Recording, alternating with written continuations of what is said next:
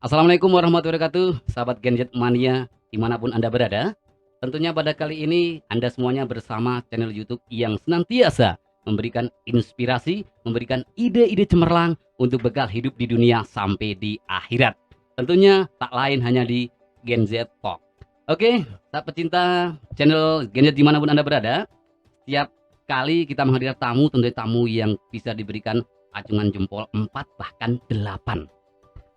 Menurut kabar burung yang seterima, tamu ini hadir dari Kaloran Temanggung, akan tetapi memiliki riwayat latar belakang pendidikan nasional bahkan internasional. Di mana tamu itu? Itu dia, si ganteng di depan saya. Assalamualaikum Mas Dono, gimana kabarnya? Baik, alhamdulillah. Iya, terima kasih atas kehadirannya di Genjet Talk pada siang hari ini. Dan izinkan saya bertanya untuk kepo-kepo tentang dunia Anda. Oke Mas Dono, saya minta waktunya untuk perkenalan, sebutkan riwayat pendidikan, dan juga apa kesibukan sekarang yang Mas Dono lakukan sehari-hari. Nama saya Wahyu Dono, ya alumni Pesantren Fabilan, kemudian lanjut ke Universitas Muhammadiyah Yogyakarta, ambil hubungan internasional, setelah itu merantau untuk bekerja dan berlibur, sekalian sekolah juga di Sydney dan Brisbane, sekitar 3,5 tahun di sana, kemudian balik ke Indonesia karena ada sesuatu hal yang mengharuskan saya untuk balik ke Indonesia tahun lalu. Waduh, luar biasa. Satu pertanyaan yang wajib dijawab, apakah Mas Dono masih jomblo? Masih. Iya, buat cewek dimanapun Anda berada, Uhti berpenampilan gaul, tapi hati majelis taklim, lulusan pondok pesantren, kuliahnya hubungan internasional, bahkan sampai Australia. Dulu saya ke Australia hanya di depan TV. Mas Dono bertahun-tahun belajar di sana, bekerja di sana, tentunya kualitas ilmunya tidak diragukan. Oke Mas Dono, menurut kabar teman-teman dari media Gen Z yang di belakang sana, Anda merupakan aktivis petani. Boleh saya tanya, apa sih petani itu menurut Mas Dono? Bukan hanya sebagai profesi ya itu, Iya, tapi sebuah sistem yang membantu manusia untuk terus berbudaya karena apapun dan keadaan dunia apapun kita tetap butuh makan, ya. seperti itu ya. Ya. Oleh karena itu mungkin karena zaman modern ya, jadi petani jadi sebuah profesi. Jadi ya karena sampai saat ini kan petani jadi kelas paling bawah kan sampai saat ini, dan sewaktu di Australia itu saya kalau weekend suka main ke pertanian modern kan di sana. Namanya permaculture.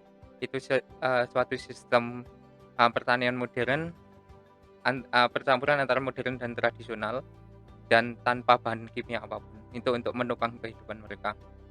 Nah, dari pengalaman seperti itu kemudian saya ketika balik Indonesia dan mulai adaptasi, lihat keadaan petani yang seperti itu, akhirnya kalau saya hanya teori, oh nggak tahu kan masalah petani seperti apa. Iya. Akhirnya saya juga sekarang juga ngurus sampai saat ini.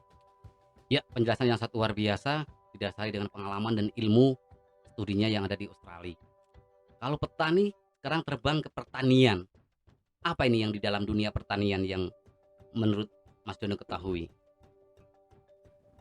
Kalau untuk ilmu tani Indonesia sudah bagus, tapi yang jadi masalah itu petani nggak punya pasar. Oh, seperti itu. Jadi ketika petani sampai konsumen itu melalui banyak rantai pengepul. Contohnya jambu 2.000 di petani, Iya. sampai customer bisa 6.000. Itu sampai customer bisa melalui 5 sampai 6 atau 7 rantai pengepul. Jadi ya seperti itulah kondisi petani di Kalau bahasa Inggrisnya itu terlalu banyak calo ya. supply chain. Atau apa? Gao is supply chain is calo, gao ya. Ya seperti itu. Memang sih orang tua saya nanam apa, mereka pupuk beli tapi tidak bisa menentukan harga. Ya. Beda dengan para pengusaha bikin meja bisa matok harga 3 juta, 4 juta. Tapi kalau dunia pertanian, nanam jambu, nanam jahe, itu ikut dunia pasar dan banyak calo di situ ya. Iya. Oke, pertanyaan tidak keluar dari dunia pertanian. Mas Dono ini masih muda. Pengalaman religius dari pondok pesantren juga oke. Kampus bukan hanya di dalam negeri, bahkan sampai luar negeri. Tapi ini alasan apa yang Mas Dono bisa tertarik masuk ke dunia pertanian? Pada awalnya saya nggak full di pertanian ya. Tapi karena pengalaman di luar, jadi ada membagi waktu. Ketika pagi itu full tani, sekitar 2 atau 3 jam itu udah lebih dari cukup ya. Kemudian siangnya melakukan profesi lain. Oh, pasti Nah, bisa nyambi itu ya. Iya. Jadi Sekali ya gayung, seperti 20 ya terlewati. karena background pendidikan saya yang di ekonomi juga yang Iya. sekarang saya jalani itu yang untuk yang siang. Tapi saya tetap concern sama dunia tani ini. Iya. Selain juga yang organik, full organik yang saya jalani, meskipun kadang gagal, kadang ada yang berhasil selama setahun ini. Tetapi saya menikmati beda ya. Maksudnya saya juga pernah bekerja profesional. Sumpek Mas. Oh, Sumpek. bosen gitu. Akhirnya saya butuh yang waktu menyendiri yang bisa menyayangi alam. Akhirnya saya saya bagi waktu ketika pagi saya tani, kemudian siangnya saya sebagai profesi. Itu dengarkan saat Genjet Mania dimanapun Anda berada, bukan hanya diresapi sebagai profesi, tapi dihayati masuk ke jiwa. Mas Dono, ketika kaum muda sekarang banyak yang menginginkan kerja berdasi, mempunyai NIP berpangkat yang tinggi, apakah Mas Dono sebagai alumni lulusan perguruan tinggi negeri bahkan luar negeri itu tidak tertarik dengan dunia yang berdasi di kantor-kantor semacam itu? Kalau untuk passion saya nggak bisa menikmati. Untuk yang resmi itu kan tergantung passion dan mengenal diri sendiri gitu loh. Dan saya bukan tipe orang yang bisa kerja profesional seperti itu. Tapi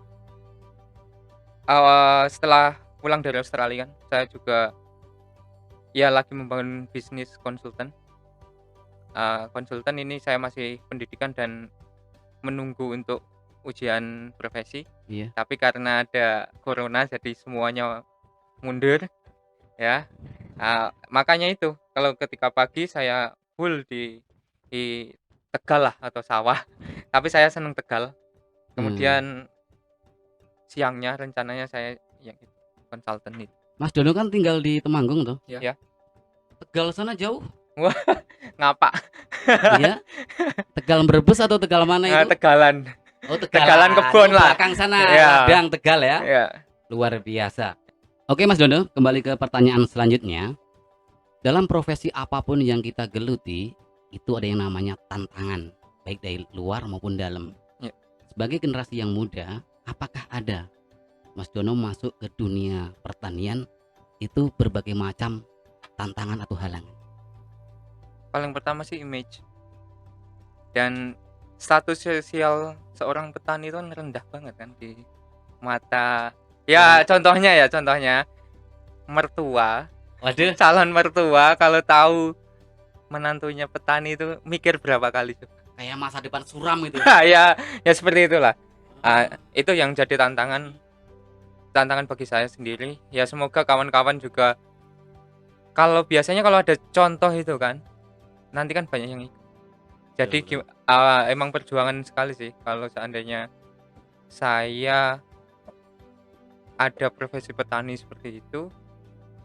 Gimana sih caranya untuk merubah image bahwa petani juga punya harga diri, punya bargaining position, bukan hanya di dunia perkawinan ya, tapi juga di dunia sosial. Kita bisa menghasilkan produk tani, tapi kita juga bisa menjual dengan harga yang nggak kalah sama pasar gitu. Seperti itu ya. Kan kita diinjak-injak terus sampai saat ini. Sahabat Genjet dimanapun Anda berada, jangan remehkan petani. Hidup petani. Hidup. Oh iya petani. Hidup petani. Hidup. Hidup rakyat. Iya. Kayak 98 ya.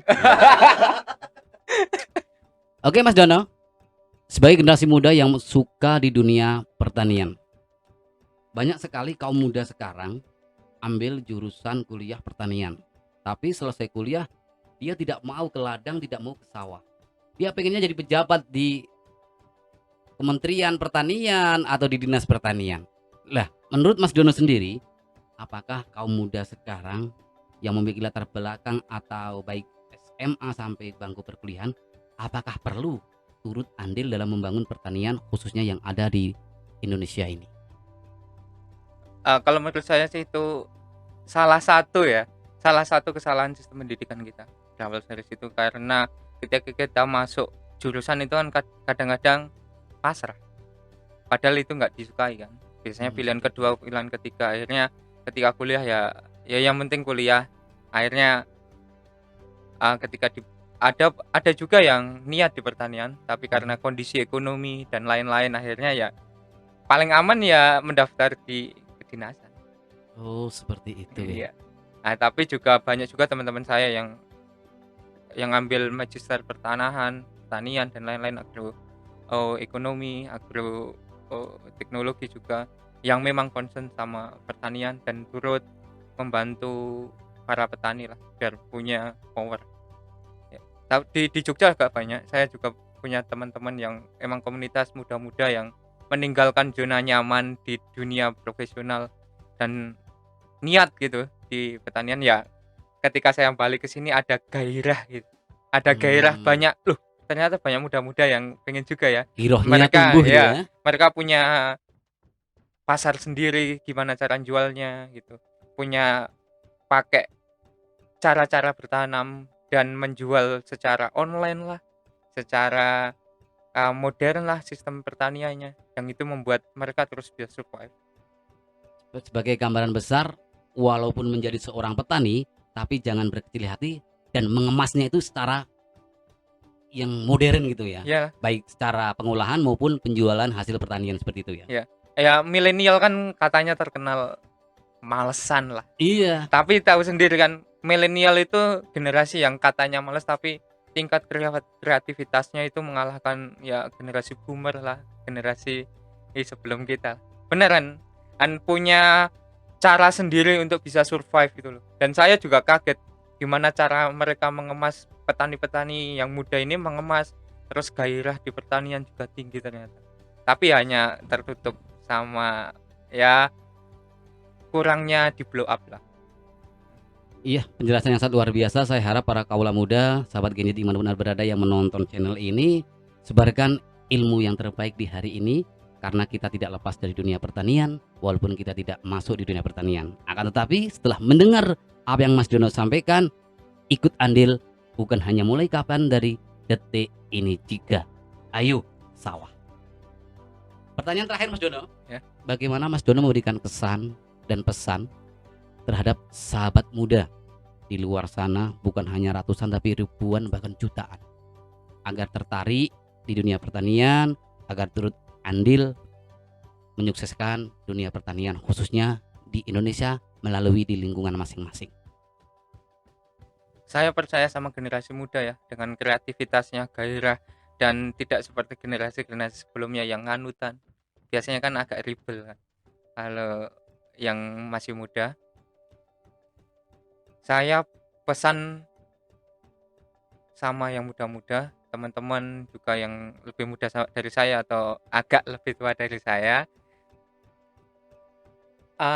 bahwa kesempatan di pertanian sangat besar sekali karena belum dieksplorasi dari sedemikian rupa.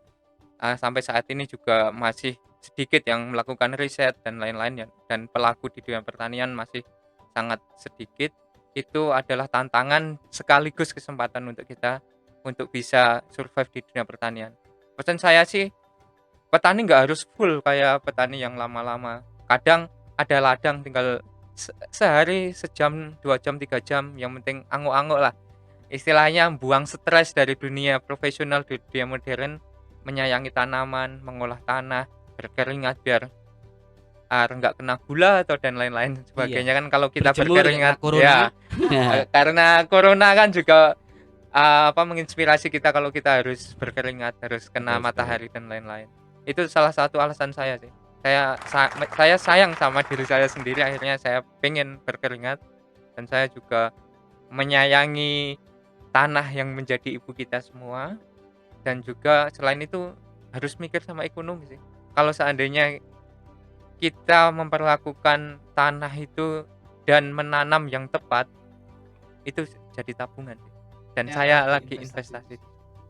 Oke, sahabat Genjet, jangan malu menjadi seorang petani karena petani juga punya harga diri karena petani juga bermartabat tinggi.